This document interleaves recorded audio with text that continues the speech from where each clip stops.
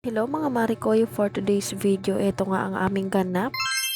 Pasensyahan nyo na nga pala kung mahina yung boses ko. Sabi na kasi ako nakapag voice over at tulog na nga ang batang makulit. Mga oras na to, nag-init nga ako ng tubig at eto kumulo na nga. At syempre bago ko ilagay sa thermos, nilagyan ko na rin yung kape ko. Syempre coffee is life ang maring nyo. Hoy! Kaya pagkatapos ko lagyan yung kape ko, sinalin ko na nga rin dito sa thermos. At dahil wala nga kaming magawa ni Baby Elise, eto nga at nagpunta kami dito kila Baby Kesha. At habang nagvi-video ako, ay yan, ang agaw nga siya ng cellphone. Kaya bahala kayong manood dyan, mahilo kayo. Charing.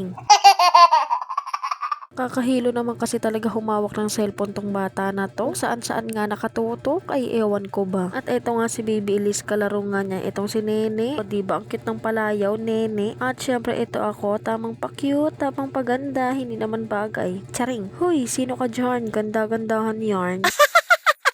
At ayan nga si Baby Kesha, habang nagbi-video ako ay napakakulit. Manang-mana ka sa mama mo na napakakulit.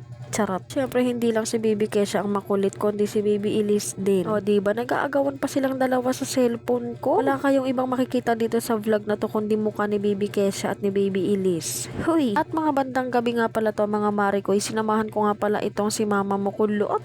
Huy, sino ka dyan? Dahil meron daw siyang bibilhin dito sa may butika, kaya ito sinamahan nga namin siya ni Baby Elise. Syempre kahit saan ako magpunta, kasama ko nga ang batang makulit. Dahil yan nga ang buntot ko. Huy, hindi.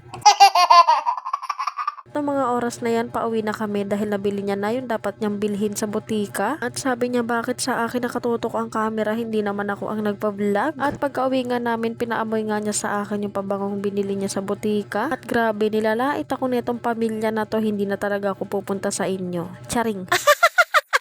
Wala naman kami ibang ginawa dito kundi tumambay, kumain, magtawanan. Malapit lang naman to kila Papa Noriel, kaya kering-kering nga lakarin. Hindi ka na nga sasakay ng bus, ng jeep, ng tricycle para lang puntahan sila dahil ang lapit lang talaga nila.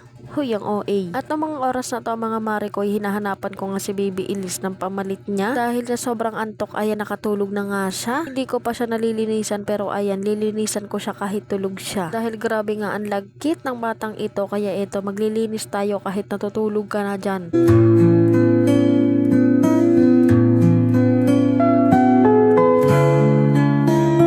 Oras na yan mga Marikoy, pagising-gising nga ang batang makulit na to. Pinaypayan ko nga lang siya dyan habang karga-karga ko nga siya. Sabi, napakabigat nga ng bata na to at ngalay na nga yung braso ko. Pero okay lang yan at kering-keri yan ng maring nyo. Huy, sino ka dyan? Para lang makatulog siya at hindi nga siya mainitan at kagatin ng lamok, kaya ayan, for the paypay nga ang person. At sumunod na araw, ito na nga ang ganap ko. Dahil ako ay magluluto nga ng itlog para nga ipalaman ko sa tinapay. Bigla ko lang talaga kasing nagustuhan kumain ng tinapay na palaman nga ang itlog. Kaya ayan, magluto ka dyan. Huy! Grabe, nabitin pa nga ako ng mga oras na yan. Paano ba naman kasi dadalawang piraso na nga lang yung tinapay. Pero okay na yan, at least nakakain nga ako ng gusto ko. Huy! Baka iba na yarn. Charing!